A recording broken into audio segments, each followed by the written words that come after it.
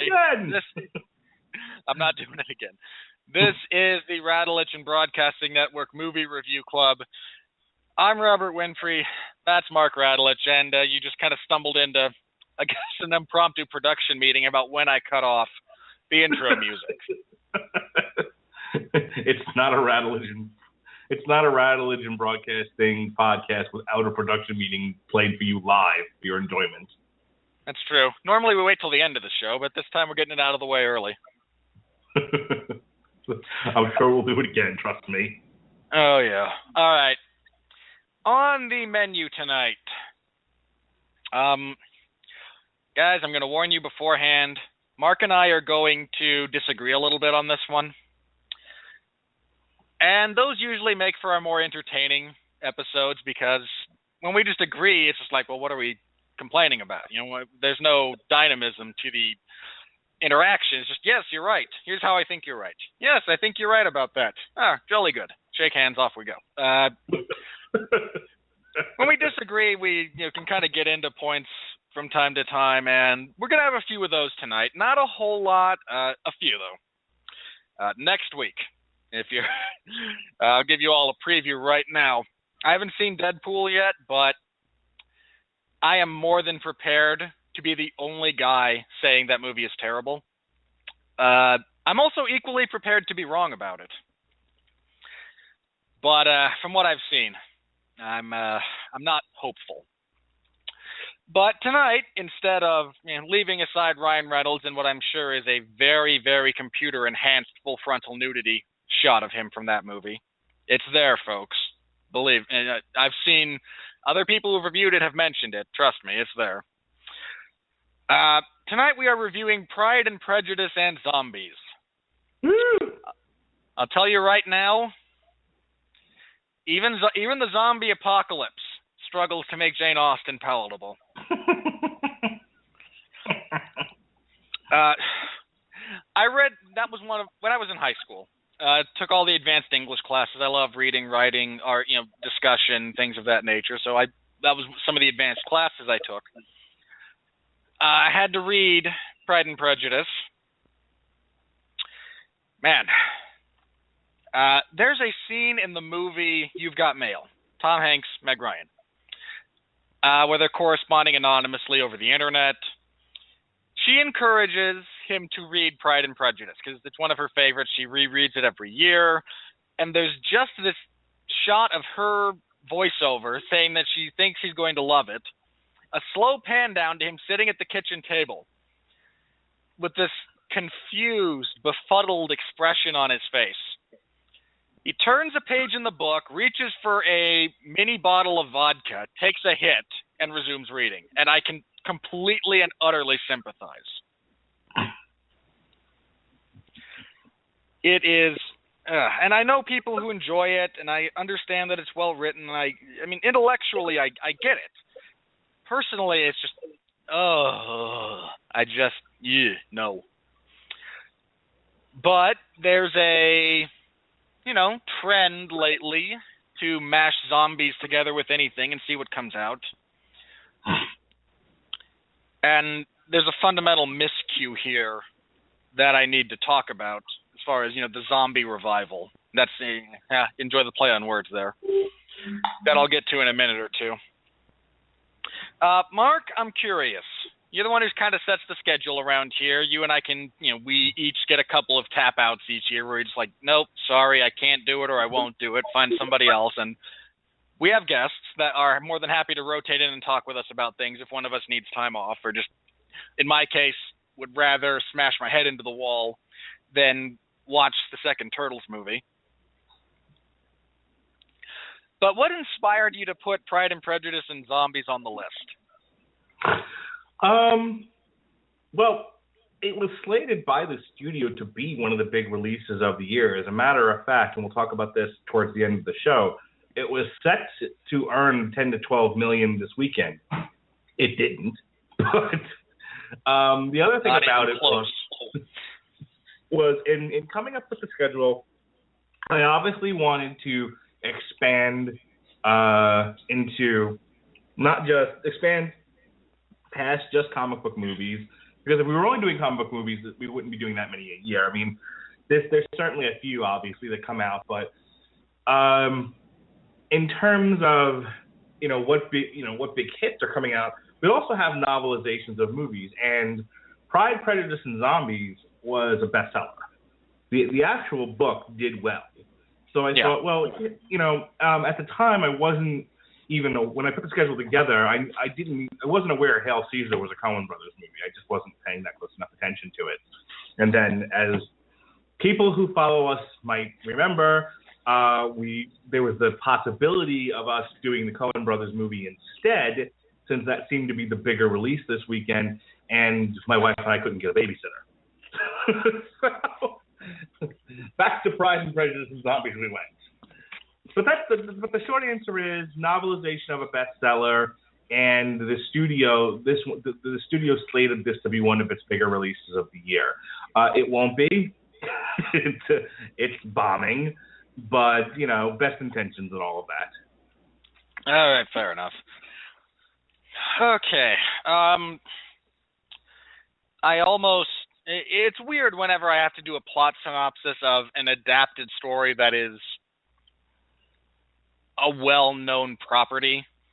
I mean, like, I imagine if we had to do this when the first X-Men movie came out, I'd feel really awkward. Like, okay, so here's this very well-known, internationally successful comic book property from the last, 20, 30 years.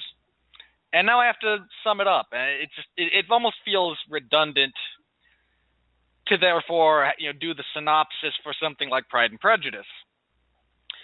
But Pride and Prejudice is also one of those books that I think people lie about having read.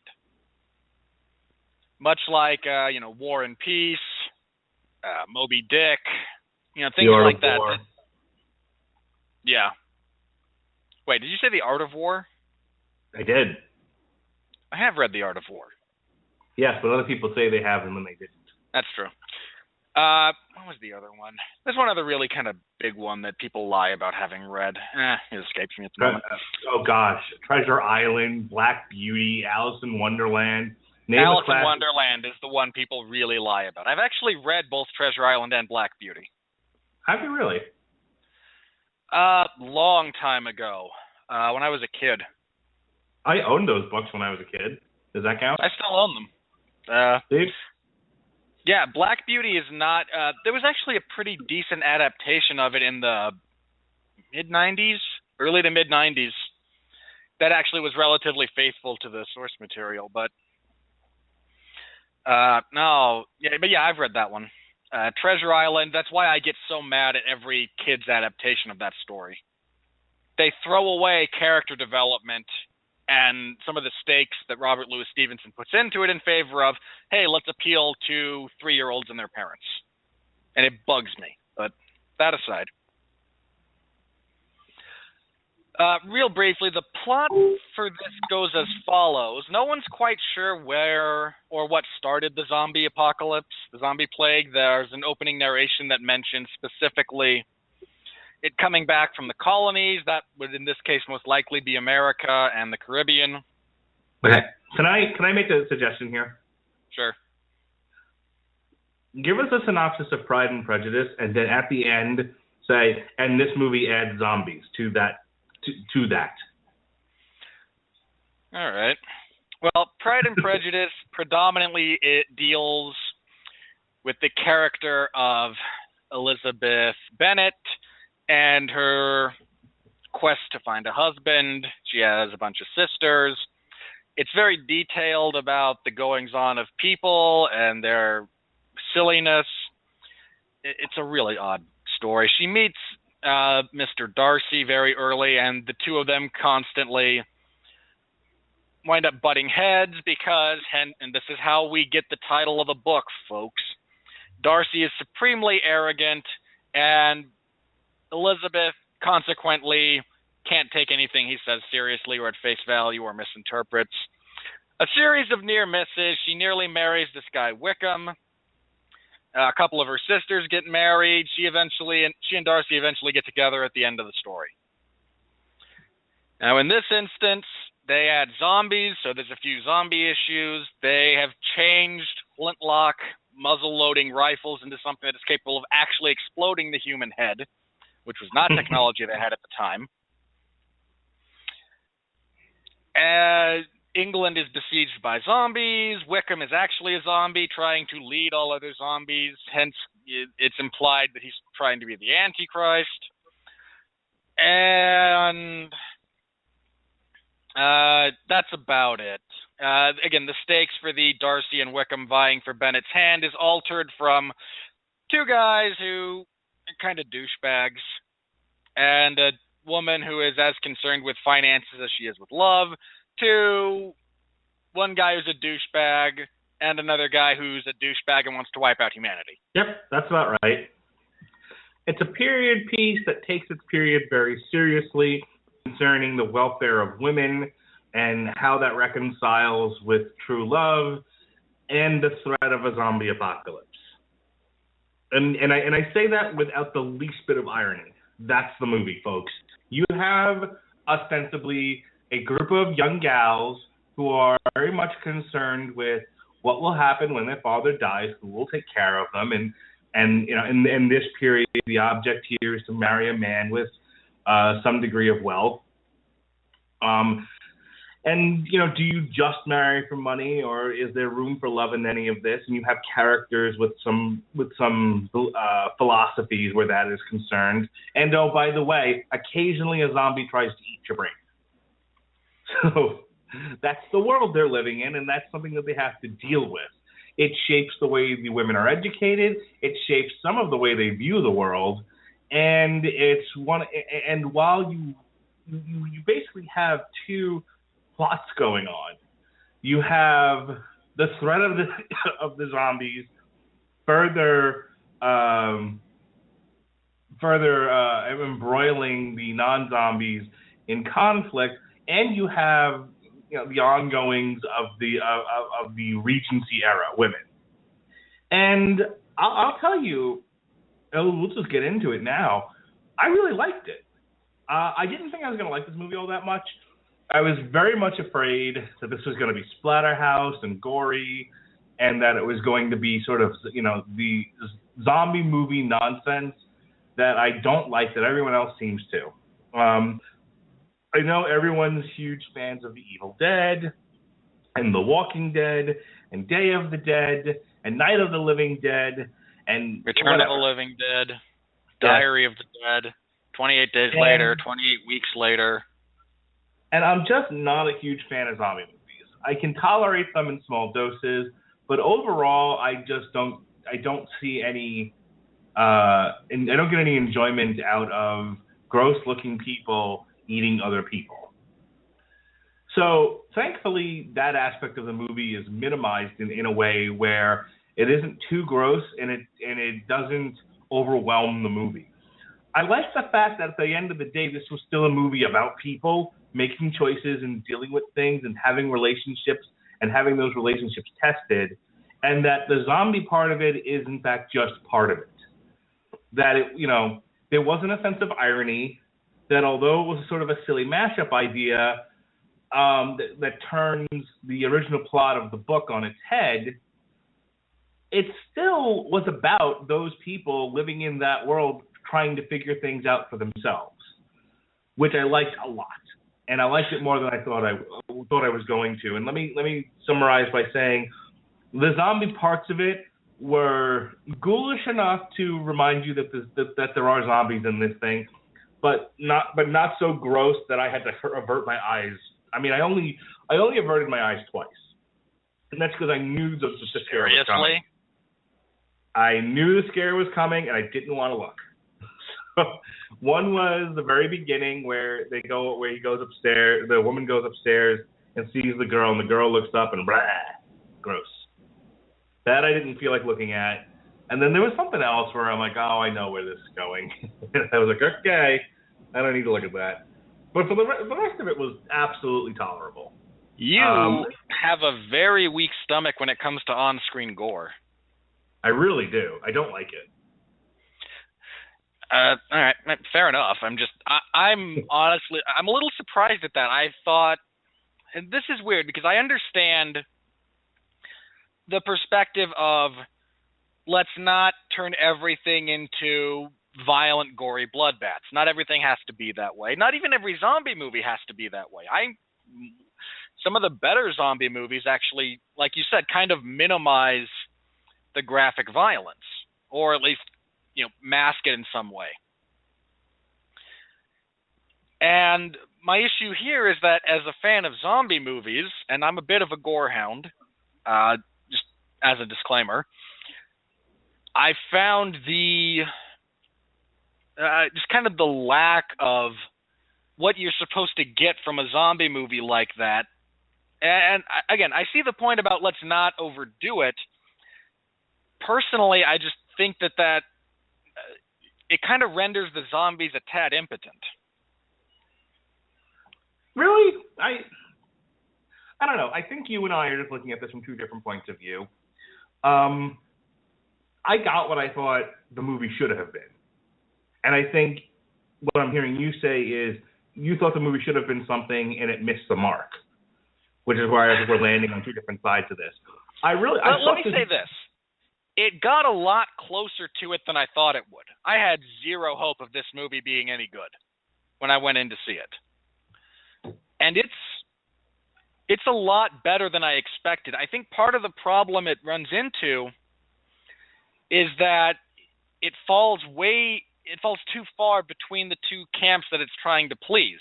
A lot of people who prefer zombie movies, you go into a zombie movie expecting a certain amount of gore, and that varies from film to film, from version to version and whatnot. And it is utterly non-existent in this movie. To anyone out there, if you've got teenagers, I wouldn't take kids to this, but it's rated PG-13, and honestly, it's kind of a soft 13. It's not a very violent movie. And if you're expecting to see a zombie movie that contains even the requisite amount of zombie violence, you're going to be disappointed on that front. The theater I saw it in was filled with girls. And directly behind me, they weren't teenagers. They had to be early college. For one, they were giddy and giggly, and they were the kind of girls who, if you weren't trying to bed one of them, you absolutely wanted to punch them in the face, or at least I did. I saw it in the theater with about 6 other people. So. Well, you go like during the day in a trench coat, with the lights turned off and an I do not wear a trench coat. I go on Tuesdays because it's cheap. You wear a trench coat and nothing else. Absolutely not true. I went to the 11:30 show. Yeah, the first showing of the day. Anyway. Well, I went on a Friday night. I saw the 7:45 show on a Friday night in a very busy theater, which, just as an aside, I don't know why the theater was that busy. Okay, I get, Friday night is date night, Saturday night date night, when the movie theaters are bumping, but there was nothing that came out this weekend, absolutely nothing that should have made the theater that I saw it in as busy as it was. And I've got the numbers to prove it. They couldn't have all been there to go see Kung Fu fucking Panda. Why would you see Kung Fu Panda its second week on a Friday night? I don't understand. I certainly wouldn't. If it were, the afternoon on a Saturday, absolutely, I would understand why the place is overrun with families. But Friday night, why were there people at the theaters? Like, what was out that everyone felt the need to see? We'll talk about that later. But I couldn't tell you. But yeah, there were definitely a lot of girls. A lot of girls at this thing, and some of them may have been high school age. Some of them may have been college age. Definitely people going. Looks like there were a lot of guys that would drag there on dates. Yeah, now there's more violence. There was some other movie that I saw, like Mad Max, actually, if memory serves. There's more on-screen violence in The Walking Dead than there is in this movie. Right. By a substantial margin. And that's one of the things I liked about it. Now, if that was disappointing to you, that's fine. That's your opinion. Then you're certainly welcome to it. I was, and it's not because I'm a pansy. I mean, I'm looking apparently that's supposed to be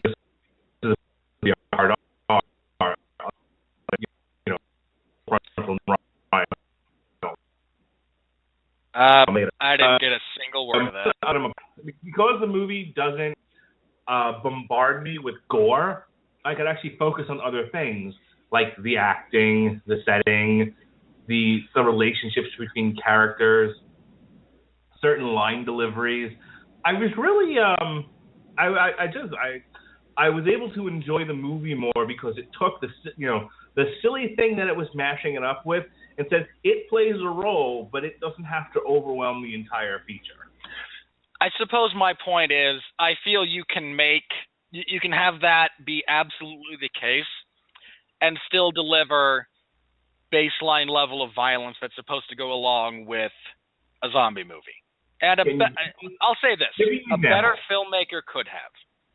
Give me an example of a scene where the zombies were featured, and there were plenty of them. There were plenty of opportunities for you to take a scene that we saw in the movie that was relatively tame and make it extra gory. So give me an example of what you would do with at least one scene. Let's take the opening scene. And I'll describe it while you think. So you have... No, okay, specifically with the opening scene. Okay. Honestly, you could have extended the zombie attack on that party a little bit. There's the only indicator that the girl who lifts her head up and turns and half of her face, it's not even half of her face, and it's all done in barely acceptable CGI, which is another big gripe I have. Look, I don't like CGI'd zombies if you're going to spend time with them, and they're deliberately stated to be the undead. Hire a makeup artist, get them to put makeup on somebody, and let's do it that way instead of... Now, if you have masses of zombies and you don't have the budget for extras and they're doing things that you can't put people through, fine, I understand, but individuals, come on, put some effort into it, put some makeup on them, and let's have a little bit of integrity about that. But if she comes up with more blood kind of hanging off of her face, some viscera on it, and maybe even a quick pan down to the corpse that she's chewing on. Okay, I can see that. And maybe again, I'm not... on some brain. Yeah, I mean, again, we don't have to go full-blown splatterhouse here. That's really not necessary. If a movie relies on that too much, I think it's a terrible flaw. I just think that there are places you could have enhanced it. We could have shown a battalion of soldiers being overrun by zombies. Okay. Because we're constantly told that we're having to fall back from the masses of zombies. It's never shown. We see aftermath. We see people panicking. We don't actually... I mean, again, just one scene, like as they're retreating from London. You could even have it in that played over Darcy's letter, where his group gets overrun and he and a few others have to escape and leave behind, other soldiers to be devoured. So I think I'm gonna counter my own point with your point for you. It seems like there was a lot of opportunity to use the zombies in creative ways without it being overwhelming that were just missed, and that's sort of. And yeah. I would tell you, you're not alone in thinking that. The Rotten reviews that I saw on Rotten Tomatoes pretty much said the same thing. That you went ahead and you put zombies in this world, and then you barely used them. Yeah, it's again. I understand your point entirely, and especially if you want to appeal to a broader audience, you don't go full blown, again, splatterhouse crap, and that's fine. I appreciate restraint in filmmaking. I really do. I just think that if you're going to deliberately put zombies into a movie, there's a few things that should go along with that, pursuant to the types of zombies you have. Right. That opening and since scene, you have the undead who deliberately are said to feast on brains here, there's a few things that... Well, you never really see it. I'm forgiving of like World War Z, which I really enjoyed, because you have deliberately set up your zombies as infected and different from, the moving risen dead. And again, different types of zombies behave differently. That's fine and dandy. In this case, we have the undead who crave flesh, and you didn't show a single scene of a zombie eating somebody. Right. That's my gripe. And again, I think a better filmmaker might have been able to insert some of those things and still keep it a PG-13 movie. Again, The Walking Dead's on television, for crying out loud. I think to the filmmaker's credit, there was a lot of effort in making sure that Jane Austen's actual Pride and Prejudice was well represented. Yeah. Again, my complaint as far as that goes, I'll stand by it, but it's not. It's a note. It's a note that I have. It's not anything that makes me go, this movie's terrible.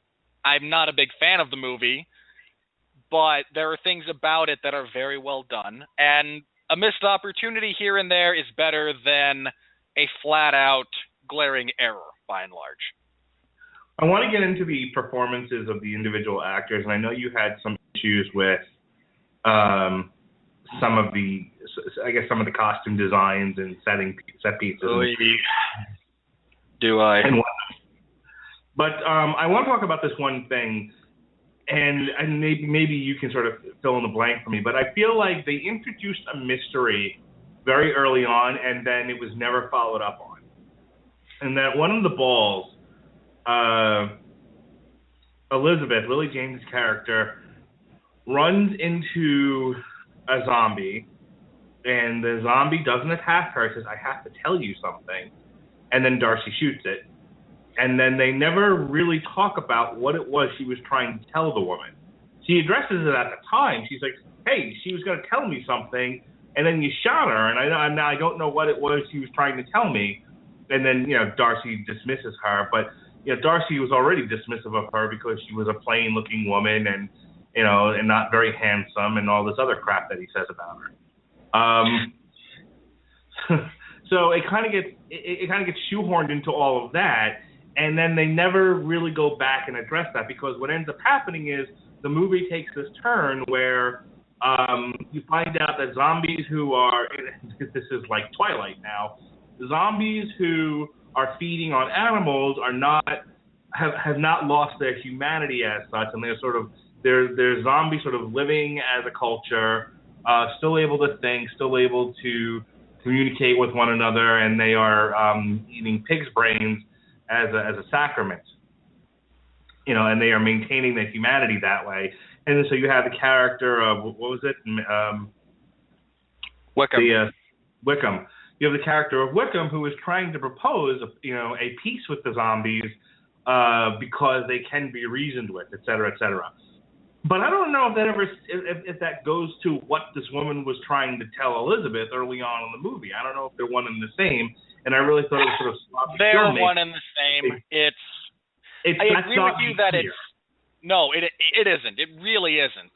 Okay, because you're insisting that it is, and I'm gonna shut up so that you can tell me why. But I'm telling you, as somebody who paid very close attention and was waiting for that to get picked up on, I have no idea how that connects. The only way it connects is in reference to the group of orphans that get in, and you have the kind of lead orphan at that other party who says, our new friend showed us the way in. And it's a very loose tie-in the sense that these are zombies in places they're not supposed to be. How did they get in there? And it was actually, it's actually Wickham who has maintained his military intelligence after being bitten and is subverting the human race. But it's not stated clearly. It's not.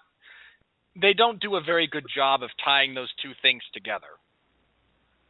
No, it almost needed like a narration for dummies kind of a thing where it was I who let the zombies in, and then kind of going back over all of these things, because I honestly didn't get it.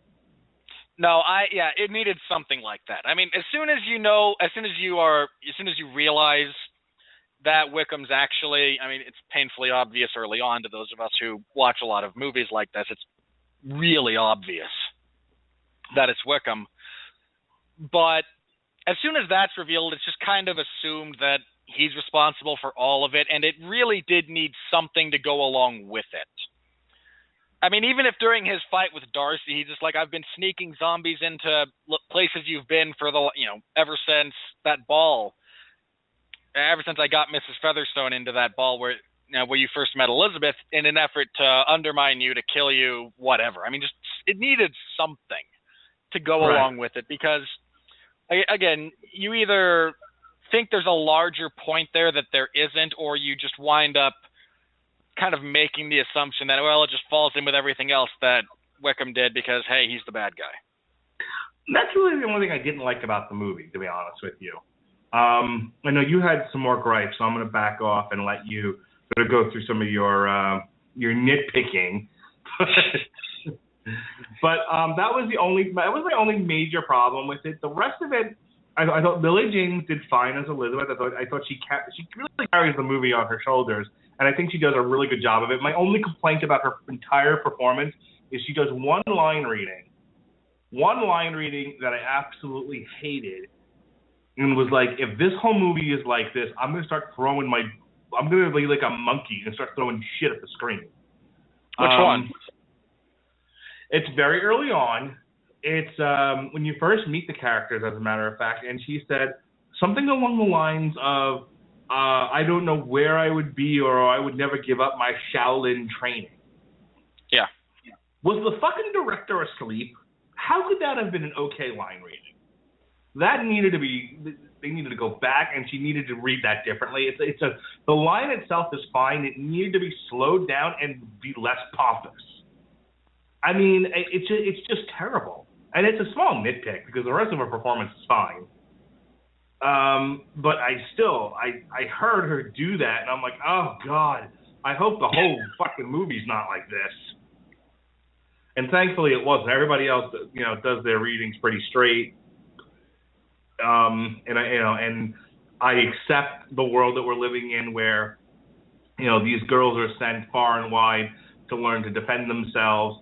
The other thing that I'm going to add to that is one of the things I was expecting to see in the movie and was glad wasn't there was I thought this was we were going to constantly sort of break the fourth wall, or we were going to do sort of a Charlie's Angels hip modern sort of, oh, look at these badass girls and their badass swords.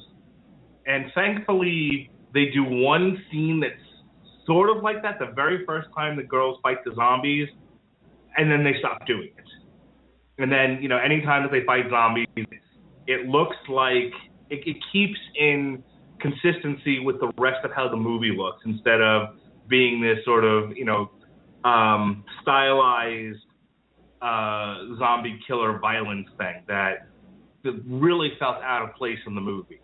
And I was worried going into it that that's all this was going to be. Was that Quentin Tarantino stylized violence thing that seems very out of place when you're talking about the fucking Regency era. No, I agree. I'm okay with that scene in the sense that as soon as it's over, we realize that we're seeing it from Darcy's perspective, and this is the first time he sees Elizabeth in combat, and he's instantly smitten, so it's framed in such a way as to put the audience in his shoes and how he perceives it, and I'm okay with that. Right. I'm with you, though, about worrying that this was going to turn into a, parkour off of walls, Hong Kong kung fu style kill zombies, because I would not. I would have torn that to pieces.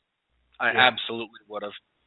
But I think that goes to the bigger point that I was trying to make about this movie is that this movie had a lot of opportunities to be really silly, and it doesn't ever get silly. Yeah. The concept itself is silly, but I can buy, it's kind of like watching a superhero movie. You can buy the concept so long as everybody else in the movie is taking it seriously, which they do. There was respect paid to the world that they were living in, so that, I went along for the ride and I accepted, okay, they were consistent within their own universe and they took it seriously, and I'm okay with all of that. Because had it not been that way, I would have hated the movie. And when I went in expecting to hate it, because that's kind of the way Hollywood is they don't take things seriously. But this did, so I was very happy about that. Now, my gripes, and you mentioned they're nitpicking. I'll give you a couple of them that are a little bit nitpicky. I think I have a couple that are slightly more valid. One, this bugged me personally. The fact that Darcy has all of one outfit for the entire movie. I mean, the only thing this man changes from start to finish about his attire is whether or not he's wearing a long leather coat or a long cloth coat. That's it. Everything else, and again, at various points, he's, undressed to various degrees to speak. And I say undressed not in the nudity sense, but in the sense of, those were very layered, very superfluous clothing choices that were made in that time period. That's not a knock on the designer. So at different times he's wearing more or less of them, but it's always the same thing. And to the point where he even gets married in it. And I kind of went, really? Because my honest to God thought, when they start that ceremony, I went, what do you bet he's wearing the long leather duster? And hey, sure enough. Jewish woman, you got married in that? What's wrong with you? I'm okay with different attire, but come on, the same thing you've been wearing since scene 1? We talked about this off air, and I said he looks like, you don't get the sense that he's in the military based on what he's wearing. Like, he looks more like an inspector or some sort of religious authority that you would get, like in the movie Sleepy Hollow or The Crucible or something like that. I'd even accept he's part of a different branch of the military.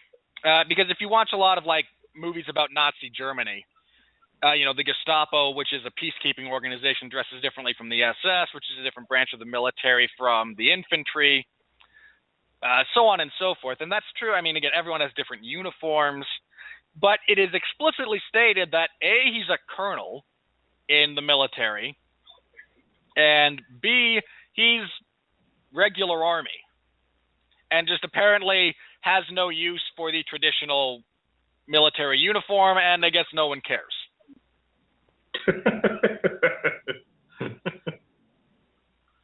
I have a minor gripe that I know no one else knows or cares about this. Especially you. If I had not prefaced that, you'd go, you're the only one who noticed that. When they mention that there's a detachment being stationed in the town that is kind of the central location for the country estates, they mention that it's militia. No, it's the regular army. I can tell because they're all wearing army uniforms. There's a difference between militia and regular army. There is a substantial difference in a lot of ways. And again, I'll admit, I doubt anyone else knows or cares. Nobody. It bothered me. Then that's fine. You have the right to be bothered by anything that you want, but you stand alone, sir. Much like the chief. I am fair. I understand. Probably the only one. What was the other? Man, I thought Lena Headey was utterly wasted. Yeah, but when they finally drag her out and give her something to do, it's sort of okay. Well, that was underwhelming. Thank God she's not carrying this picture. Well, my thing is that she could carry the movie. She has that capability as an actress. I think her character is, again, I think she as an actress is utterly wasted on that character. Well, I don't think they gave her anything to do with it. No, they really didn't. I mean, you could have almost written that character out completely. Well, that's the thing. We talk about Chekhov's gun, right? Chekhov's gun. We talk about Chekhov. We talk about things like Chekhov's gun, and how like if you're going to introduce something in a movie, you better damn well use it. And here we have a situation where they introduce this character who's supposed to be a badass swordsman and zombie killer, and then we don't really see her doing much of either.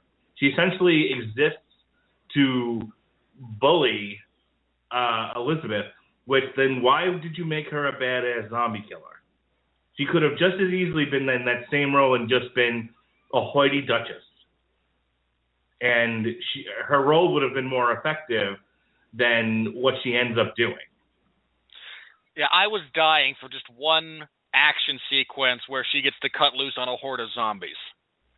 Well, I mean, even if you don't see her killing zombies, like those days are behind me, that sort of thing, then she needed to be the one to challenge. If you are going to marry Darcy, who I have betrothed to this other person who I think is Her daughter. better than you, then I will fight you, and I will fight you for his honor. And if you best me in combat, I will bless your marriage. If not, you die by my sword. And okay, at least then you're using the character as you've written her. But instead, they do none of those things. Yeah, the excuse being that, I think the actual line is to take up swords against you would be to take up a sword against England, which is silly. Silly reasoning, silly line placement. Yeah, so then we get to watch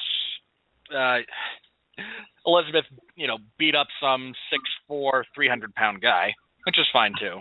But it just, again, I think your analogy to Chekhov's gun is accurate. You set her up to be the best swordswoman in all of Britain, which I believe is the actual line used, and she never actually fights anything. I have to say, I brought up Tarantino, and I would have liked to have seen this movie directed by him because Tarantino tends not to waste characters. And if you look at Kill Bill, he created the swordswoman character, this assassin, and everything that he says about these characters, you actually get to see in action. So I'm imagining a scenario where, at least as she's being introduced, there's a flashback to her cutting through a horde of zombies, and you at least get to see how she got to have that title. And in this movie, it's like between the writing and the directing, there's no attempt to show you anything. Everything is just, it's just told to you, and that's not good movie making. That's a waste. Now, it makes up for it in other ways. The relationship between, I'll tell you one of my favorite scenes of the movie is actually Darcy and Elizabeth fighting at the home. That's great. That's a really well done sequence.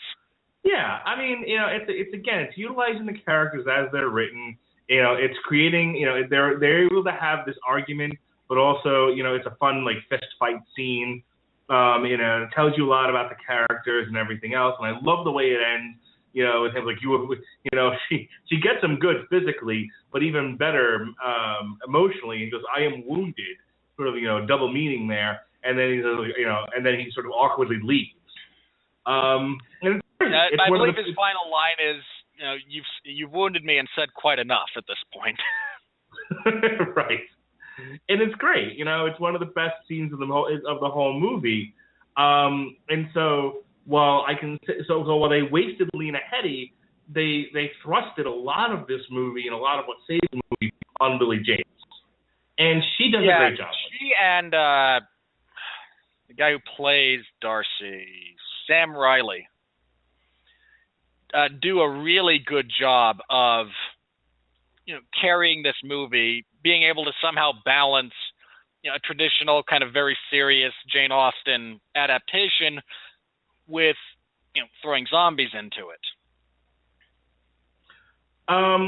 So I know I was talking to my wife, and again, I've never read Pride and Prejudice. I asked her if in the middle of Pride and Prejudice there was also a war, and she says there was.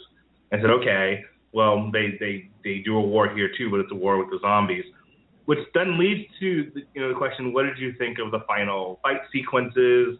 The big fights with the zombies, and then the ultimate ending of the movie. I'm dying to ask you what you thought of that the final scene before the credits finished rolling.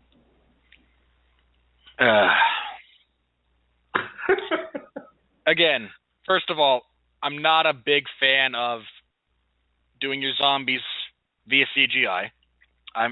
There are times when I understand it, but by and large, I'm not a fan. I honestly thought that Elizabeth had actually killed Wickham when she saves Darcy. Right. And they just didn't bother actually showing it because it's that kind of movie instead of... So I honestly thought he was dead. I hate sequel baiting. I really do. Unless you have a property that is going to be, if you're adapting a trio of books into a trilogy of films. Okay, I understand. I am aware there are more movies coming. I understand that you're playing a bit of the long game.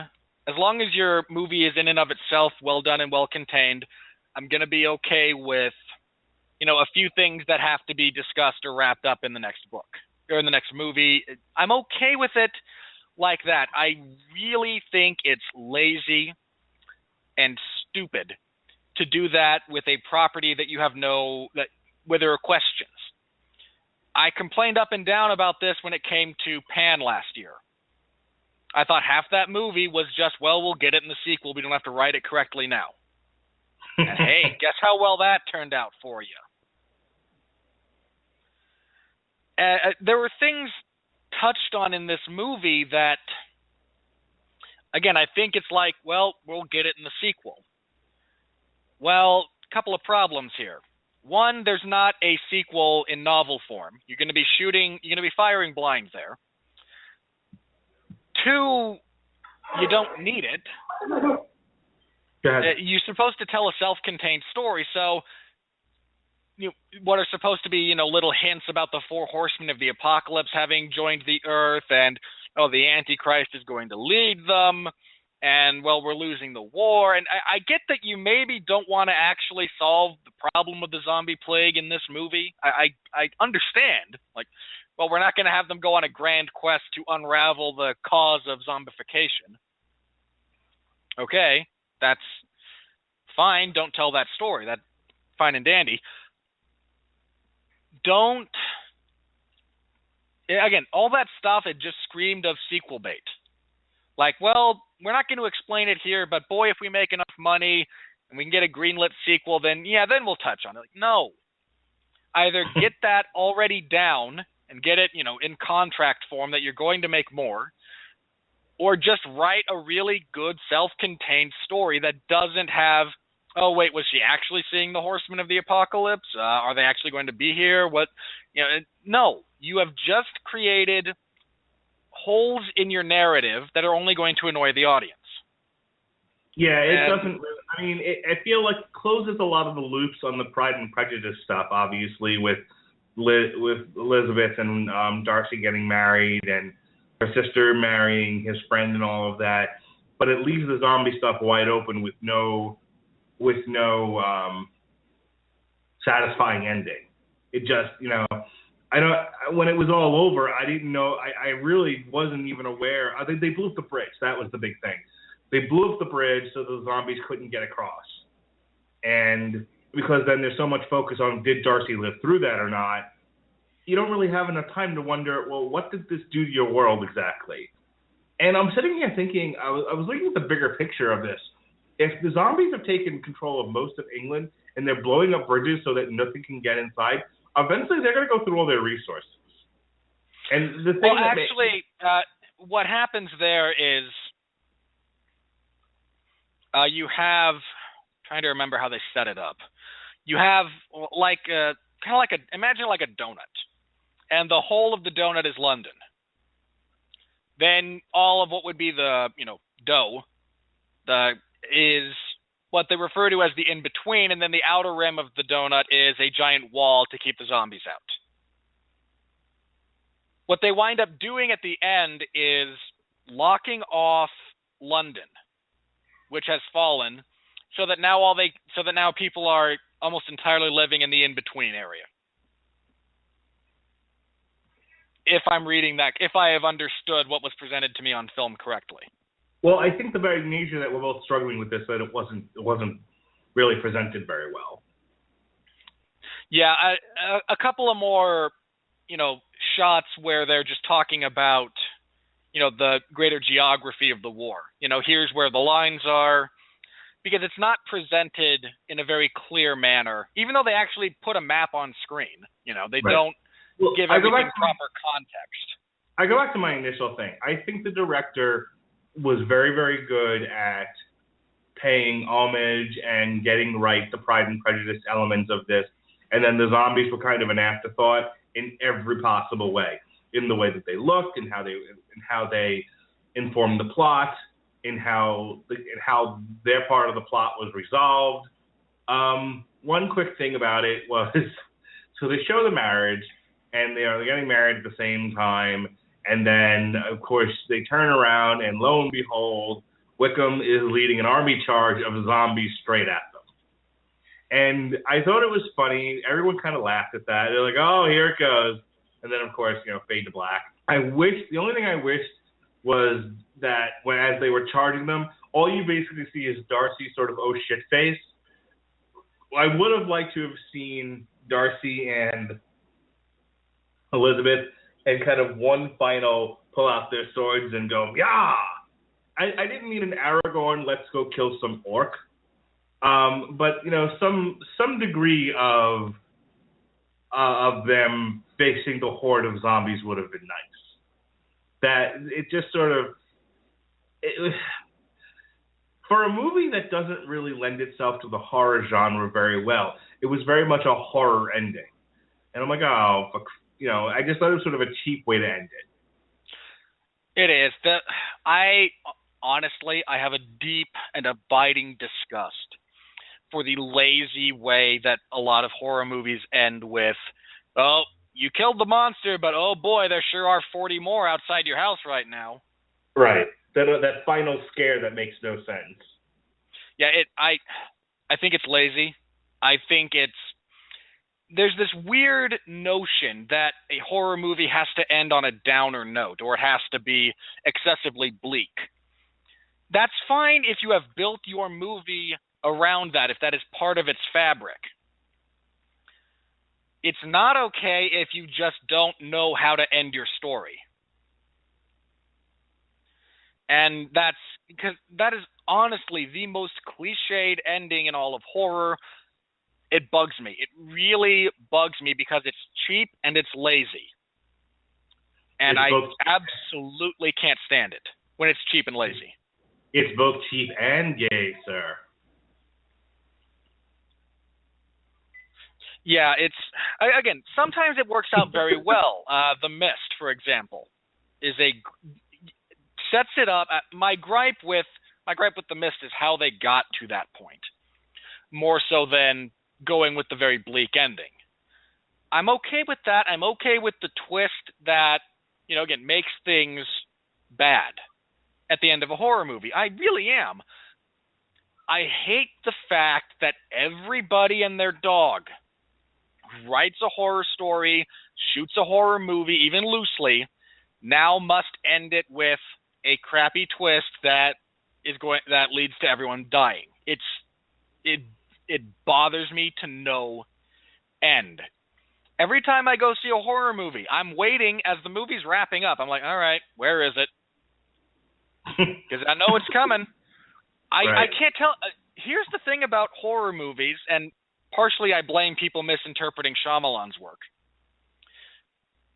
At this point in time, if you want to actually have a twist ending to a horror movie, don't have a twist ending.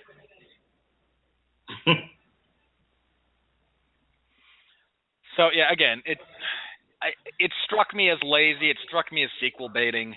I'm not a fan. All right, I really don't have a whole lot else to say. I thought the B- that it I think earned on CinemaScore, it was about right. I would have actually gone with a B because I really did enjoy. I was entertained. It was better than I thought it was going to be. I sort of shared with you some of my quips and quibbles about it, but overall, I was taken in by the story. I enjoyed the acting. I thought it looked pretty. And like I said, quibbles aside, issues aside, I thought his handling of the zombies as part of that world was done well enough. So, not a movie I think I'm going to rent on, when it comes on demand or anything like that, or one that I feel an overwhelming need to show my kids or my wife, but I also wouldn't hate watching it again either. this kind of falls into the I like seeing it once, I don't need to see it again category. Yeah, it's again, we've complained about aspects of it that I think are, generally speaking, valid complaints. My occasional nitpicking about things that only bother me aside. I agree with you about the acting. Lily James acquits herself very well, basically carrying the movie. Sam Riley's Mr. Darcy is fine. His voice, it actually kept bothering me while I was watching it because I could swear I'd heard his voice before. Turns out I hadn't, but I think I figured out why, because he sounds a little bit like Michael Wincott. He's got a higher voice than Wincott, but there's that same kind of gravelly tone to it, and that was I spent a bunch of the movie trying to figure out where I'd heard him before. He's Diaval from Maleficent. I haven't seen it. You saw Maleficent? No, I just officiated the debate between you and Pat. Haven't seen it, actually. Oh, really? Okay. Yeah. Well, he's also going to be in Ghost in the Shell in 2017. Oh, I'm worried about that one. So let's talk about the last thing I wanted to talk about real quickly, Matt Smith, better known as the most recent Doctor Who, not the current Doctor, but the one right before him, playing this effeminate, foppish, little Nancy boy, amused me to no end. I'm not a fan of it. He does a great job with his part. He was perfect here. He really does. I mean, I haven't seen a whole lot of him as Doctor Who. I don't watch Doctor Who. I'm not an insult to the property, because I know parts of our audience do. There's a lot of overlap there. I simply don't care for it. I'm not insulting it. Yeah. But knowing that this was Doctor Who, and now he's this, foppish, just character. It's moderately. It's even funnier if you understand his where he was right before this film as the Doctor. If you haven't watched Doctor Who, and I've never seen an episode of Doctor Who in my life, he was also Skynet from Terminator Genesis. That movie. Anyway, so final consensus here. This movie is I would venture to say it's better than you think it is if you haven't seen it. If you expect the zombies to be featured, or again, I think there's a level of either on-screen kind of violence or at least on-screen intensity that is a prerequisite for a zombie movie that is absent here. But apart from that, again, it's well made. Don't be afraid to take your teenagers to it. I don't remember a whole lot of profanity. There's absolutely no nudity, and the violence is, again, almost completely absent. There's very little of it. There's no nudity, but there's a lot of Lily James's heaving bosom. Which is not a phrase found in Pride and Prejudice, but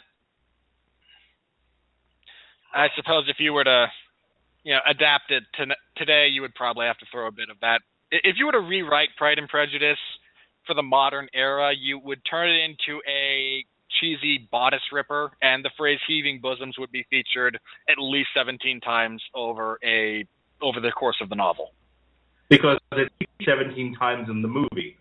Lily James has a role in the movie, and so does her heaving bosom. It should have gotten its own credit. There's a few sequences where it's deliberately framed that way. It's all that's on the screen. It is not all that's on the screen. It's literally Lily James and her heaving bosom. Yeah, I imagine her ability to breathe heavily to accentuate what the character is going through featured prominently in her casting, which is a credit to her as an actress. Woman. Hang on, and Lily James we're not talking Sable here. She doesn't have, as Jen from the Casual Heroes once said, she doesn't exactly have retard tits.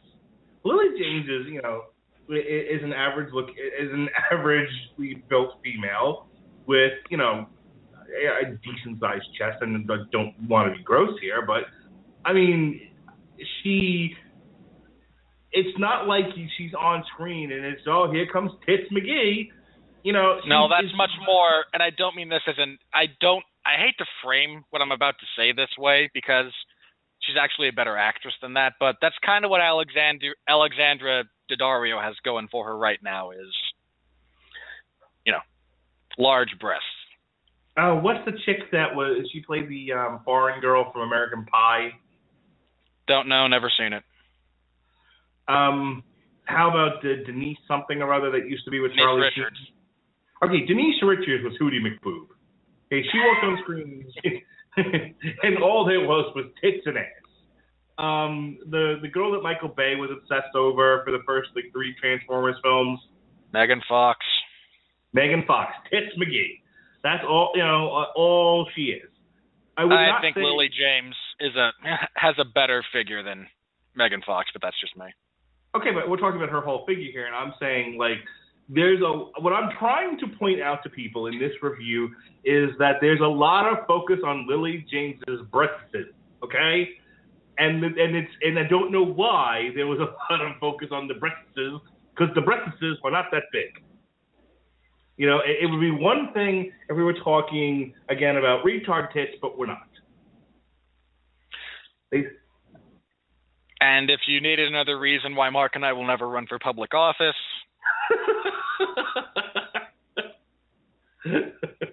I'm lucky to get outside and run around the block these days, let alone for public office.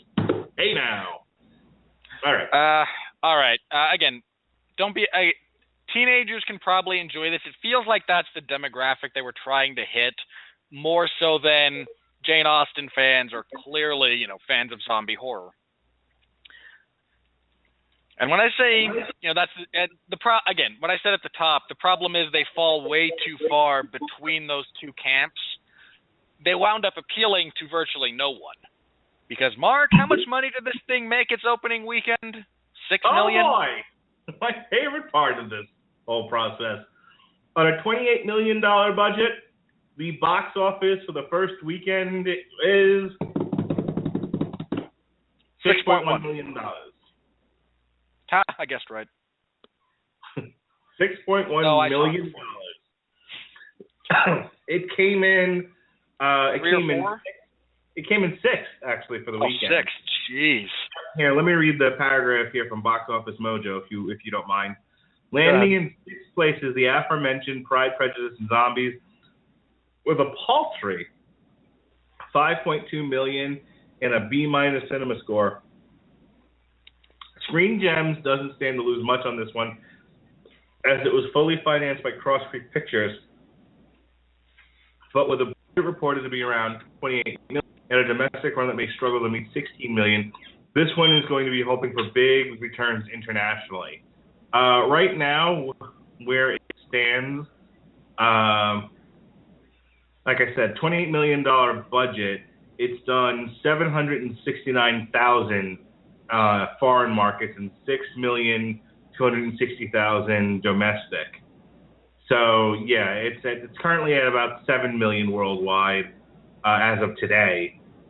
This being Wednesday, and yeah, it's not doing well. It's crawling up slowly, but like I said, it's also not the type of movie that is generally going to play well internationally. No. This is the type of movie that's going to make most of its money in America, England, and maybe Australia. I think if they're lucky, they're going to make their money back in rentals, digital rentals, that is. Because who the hell that's where that's got to be their only hope at this point.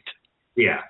The biggest thing they can do is get the thing out of the theaters quickly, and throw it into the digital and hope that people get watch Netflix to pay them to put it up on their streaming site, on their streaming service. Right, which it may do well. I mean, look, this didn't draw people into the theaters the way that I'm sure Sony and Screen Gems would have wanted. On the other hand, I could see this one being watched by people at home. Every kid right now has a Netflix account, and I'm sure there's plenty of kids who, much like Abraham Lincoln Vampire Hunter, once they see it on Netflix, they'll what stops them from watching it there. As far as who won the rest of the weekend, Kung Fu Panda. Second week in a row, folks. Kung Fu Panda topped Super Bowl weekend, finishing number 1 for the second week in a row Well, this weekend's three newcomers didn't exactly inspire upon release. The Coens' Hail Caesar performed as expected, though that isn't saying much, while The Choice ended up topping Pride, Prejudice, and Zombies, which couldn't even reach 6 million. Meanwhile, the big winner of the weekend is Star Wars: The Force Awakens, which cost the $900 million domestically and became only the third film to ever make over $2 billion worldwide. Still hasn't passed fucking Titanic, though. I'm very upset about Well, this. two things about that. Titanic has been appropriately adjusted for inflation and had a second release years after its original theatrical run. Yeah, I suppose so. Kung Fu Panda, second week in a row at number 1. Hail Caesar came in at number 2. Star Wars at number 3. I Was Raped by a Bear came in at number 4. That is not the plot of that movie. You ever been raped by a bear? Didn't you use that as your descriptor for a fight featuring Matt Mitrione once? I may have, Robin. I may have. I want to say, like, either he got knocked out by Sean Jordan or I think it was he got knocked out by Sean Jordan in like 15 seconds. Right, and you said, like, well, that looked like a bear raping. Yeah, I think I might have said mauling at the time. But the the comedian who did the joke, it's have you ever been raped by a bear? Okay, so Nicholas Sparks is The Choice came in at number 5. I beg of you, people, stop seeing those movies. They're all the same. They're all stupid. I blame The Notebook entirely for this, because if that one flops, we never have to deal with another Nicholas Sparks adaptation. But now, because The Notebook is so universally beloved by people who beloved that kind of stuff, every other year, hey, there's another Nicholas Sparks adaptation, and they've all been bad. All right. My rant on popular culture out of the way there. So Pride, Prejudice, and Zombies at number 6. And rounding up the top 10, The Finest Hours in its second week at number 7, Right Along To, featuring Robert Winfree's two favorite actors, Kevin Hart and Ice Cube. I don't have anything against Ice Cube apart from his choices. He's actually a fine actor. I don't think Kevin Hart is funny at all. At number 9 is The Boy, 2016, and number 10 is Doity Grandpa. Doity Grandpa. Even Robert De Niro can't make Zac Efron tolerable. As far as what did the critics think, Pride, Prejudice, and Zombies has a 43% on the tomato meter. However, the audience score, 61% liked it. This is going to be one of those times where I'm not going to read the reviews. We talked about this movie enough, I think, and I think we gave a pretty good overall review of it. I will tell you that we also tended to agree with the reviewers this time around. Our opinions generally fell in line with theirs. Yeah, I went through the rotten reviews and I was like, that's more or less. So instead, I will tell you that Zoolander 2, 37%. All right.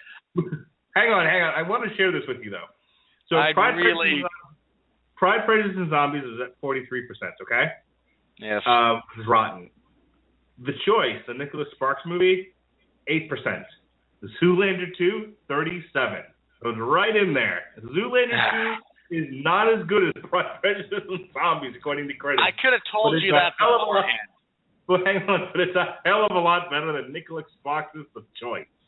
I really don't think that's accurate either. Look, let me be perfectly clear to everyone about this. I hate the collected works of Ben Stiller. If you could convert my hatred of Ben Stiller's filmography into power, I could run all of Central America. I have only seen Zoolander once. It was under duress. Now, how could I possibly be dressed into seeing something I already knew I was going to hate? They put it in while I was donating plasma, and they get mad at you if you try to yank the needle out of your arm.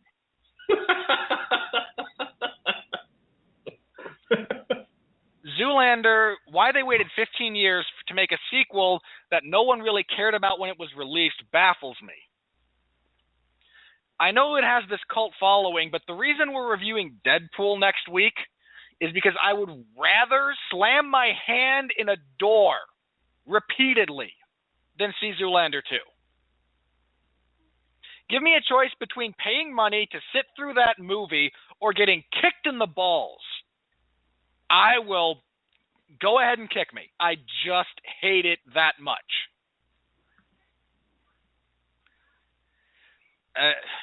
Ben Stiller's work on screen is anathema to me in every conceivable way. It is personally, intellectually, emotionally, ethically, morally revolting. And that's why I'm going to tolerate Ryan Reynolds being naked on screen. Ugh. I'll go ahead and say this again. I mentioned this at the top of the show. I think Mark's going to wind up enjoying Deadpool. I am more than prepared to be the only person on God's green earth saying that movie sucks. I haven't seen it yet, so I might be wrong. I'm trying to prepare myself to be wrong about it. But if I'm right, because I don't care for Ryan Reynolds as a general rule. And I think that if you do not like Ryan Reynolds being a snarky douchebag, that movie has nothing to offer. So, as you've been ranting about Ben Stiller, as you were wont to do, I've been playing around with the Rotten Tomatoes tomato meter, and I just want to share this with you, and then I think we are ready to do plugs and get out of here. So I limited the Rotten movies that have been released this year so far to just 0 to 10%. Okay, so these are all 10% Rotten or less. And it's interesting because most of them also, the audience hated as well, except for The Choice.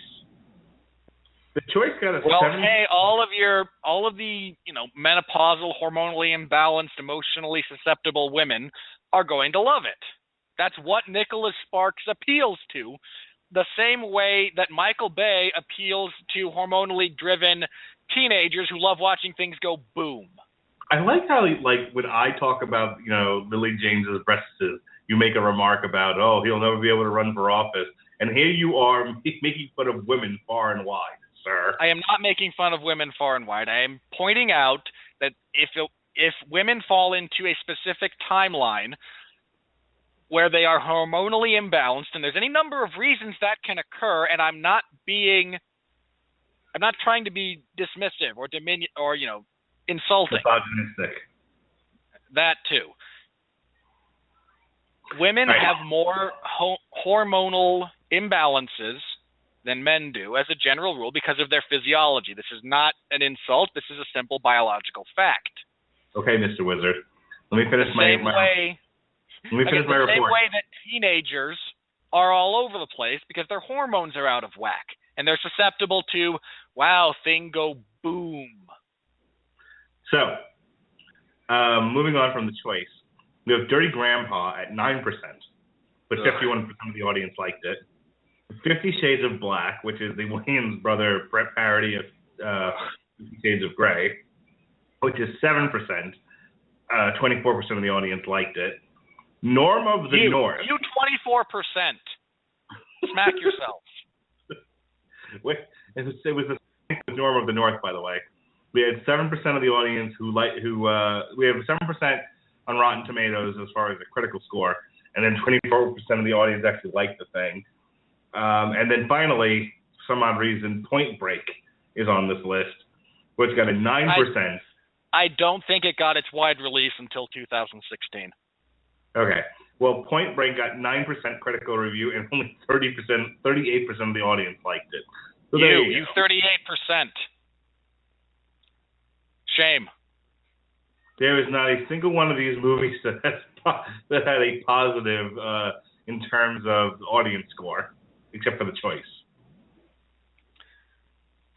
Again, when you know your demographic will stick up for you. The people who like Norm of the North, I'm sure, were mothers who were just having fun with their kids. Probably. I mean, all right. Mark and I are back next week for Deadpool. Yeah.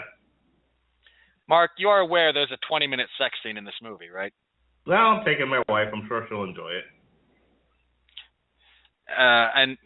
My jokes aside about Ryan Reynolds, guys, this has been brought up because apparently people are stupid. Guys, parents, this is an R-rated movie. This is not just an R-rated movie because R rating has lost a lot of its meaning. It covers a huge spectrum. This is what my parents, when discussing movies that I might be able to see when I was, a kid and that was a consideration.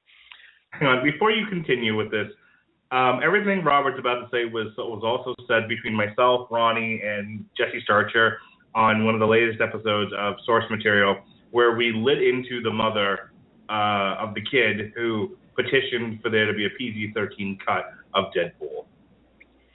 First of all, it would be 5 minutes long. Second of all, this is a hard R. This movie is probably bordering on NC-17. It's full of excessive, effusive, continuous profanity, gratuitous, constant, on-screen violence, full frontal nudity, prolonged sex sequences, and for some reason you all think it's okay because it's a Marvel property. What the hell is the matter with you people? All right, settle down there, Beavis. So yes, we will be doing Deadpool next week. And why are we doing Deadpool? Because as Robert mentioned, he'd rather die than have to. I did not say die. I would inflict tons of temporary pain on myself. He'd rather slam his dick in the door than go see Zoolander 2. Well, look, if you want to split this and not see Deadpool and you'd rather see How to Be Single instead, you have that option. Look, February, this is a terrible weekend for me no matter what, all right? There is not an option that I would enjoy seeing, so I'm going to see Deadpool, and we're going to see what we have to say about it afterwards. Then the next 2 weeks we're taking off because the movies that are coming out are Race, Risen, The Witch, Eddie the Eagle, Gods of Egypt, and 999, and there's not a single one of those movies I'm interested in. Not one. Really? You're not interested in Eddie the Eagle? Nope. That's a little surprising to me. I mean, the rest I understand. I mean, I suppose if I sat and watched the trailer for it, I might get interested, but I don't want to spend the money. That's fair enough. Movies aren't cheap, and we don't get paid for this. Anyone out there who would like to feature Mark and I as a regular part of your lineup, if you want to, try and get us, if you're prepared to, credential us to get us to see movies early and for free as critics, I'd call Mark. He's available. That's right. Now, March 4th, while everyone else is going to see London Has Fallen, London Has Fallen. We will be going to see Zootopia. Why? Because I have children. That's why. And yeah, and I don't have a whole lot of hope for London Has Fallen, even though I enjoyed Olympus Has Fallen. It was a better Die Hard movie than the last two Die Hards. So that'll be the movie we're reviewing after Deadpool. Will be Zootopia, and then we're taking another break until Batman versus Superman comes out. Mark and there's some movies that come out between now and then that I might wind up going to see, and if I wind up seeing it and someone else is willing to be on and review it with me, that'll happen. If Really? not, 'Cause I'm looking at the list. I am providing a loophole in case something comes up. 10 Cloverfield Lane, The Brothers Grimsby, The Perfect Match, The Young Messiah. Actually, 10 Cloverfield Lane looks somewhat interesting. The Young Messiah. No, that's not the one with actually that they played the trailer for that in front of, oddly enough, in front of Pride, Prejudice, and Zombies, and that kind of a tear for me. The Divergent series, Allegiant, Midnight Special, and The Bronze. Again, I'm simply providing a loophole in case something comes up. Sure. Anyway, I won't be reviewing anything between Zootopia and Batman vs. Superman: Dawn of Justice. And there's a really good chance I'm not either. And if you want to stay tuned, and if that changes, please like the Radulich and Broadcasting Network on Facebook. That is the most consistent way to get updates about our schedule, what's going on. So like us on there. You can follow Mark on Twitter, where he will promote these things occasionally. He's at Radulich Broadcasting, yes? I'm actually just at Mark Radulich. At Mark Radulich, okay. You can follow me on Twitter. I promote the shows that I do, occasionally things that I write, give my thoughts very infrequently. I use Twitter more as my means of keeping up with aspects of the news than for airing my personal opinions, because I don't think 140 characters is enough to give a coherent, nuanced expression of thought, but that's just me. I'm at Winfree MMA, WINFREE. Real quick, my Thursday shows. Tomorrow night, Long Road to Ruin. 2 weeks in a row. Last week we did The Hobbit. We finished up the whole Lord of the Rings series. This week we're looking at Shaft because it's Black History Month. We're celebrating all things. Dude, my wife was so funny this morning. She started doing the Shaft thing, and I was like, Shaft, he's a bad mother. She yelled out, shut your mouth. I'm just talking about Shaft. Oh, that's all right. I can dig it. She's the best wife ever. Anytime she supports my gags. Anyways, so myself, Pat Mullen, and Sean Comer will be reviewing the Shaft trilogy, not the Samuel L. Jackson shitty movie, but the actual Richard Roundtree trilogy. On the 18th, Metal Hammer of Doom will be reviewing Advantageous Ghostlights. The Long Road to Ruin will be back on the 25th to review Beverly Hills Cop and close out Black History Month. And March 3rd, the Metal Hammer of Doom will be reviewing Anthrax for All Kings. And that'll that takes us, into the next month, and we'll get there when we get there. All right, this coming Sunday at 8 p.m. Eastern Standard Time is the 411 Ground and Pound radio show, which I host. This last Sunday, we had a special start time of 1 p.m. Eastern Standard Time because Super Bowl was on in the evening, and I gather with my family to watch it, even though I don't really care about American football. I also enjoy annoying people by referring to it as American football, because you're all so funky about your religion. Anyway, this week we'll be previewing the Cowboy versus Cowboy card, UFC Fight Night 83. Which is actually the Sunday after that, so February 21st. I will have live coverage of that event in the MMA zone of 411mania.com. But pretty much every Sunday, unless there's a major event being held in the evening, we are on, that show's on. Apart from that, I think that's all I've got to plug right now. Hey, real quick, just because the end of March is going to be a very busy month with Batman vs. Superman coming out. We have a lot going on. I just want to go over that real quick for people because there's going to be some changes in the schedule. Oh, yeah, the week, like the night before, or the night before it comes out, you and I are doing a retroactive review of Man of Steel. Yeah, let me go through the whole thing here. So on the 23rd, Robert and I will be reviewing, instead of a movie, we'll be reviewing Daredevil Season 2. We're going to do it the same way we did Jessica Jones. We're going to, just watch the whole damn thing between when it drops on the 18th and then review it on the 23rd. All of Season 2 of Daredevil featuring the Punisher and Elektra. On the 24th, we'll be doing a show called In Defense of Man of Steel. On the 25th, I'm actually going to the movie Batman v Superman, and Gavin from the Casual Heroes will be supplying a counter podcast called The Case Against Man of Steel. I don't think it'll be live. I'm pretty sure he's going to pre-record it and send it to me. But, we're going to show both sides of the Man of Steel argument. So that's that week, leading into Batman vs. Superman. The week after, we'll be reviewing it on the 30th and sort of keeping in synchronicity with all things DC. Long Road to Ruin will be looking at the parts 1 and parts 2 of the Dark Knight Returns animated movies. And then Baby Metal comes out. On the same day of NXT Dallas, Baby Metal Resistance comes out, and I unfortunately will be flying to Dallas, so I won't be able to go see NXT. But that's neither here nor there. So that's Batman vs. Superman going into WrestleMania weekend.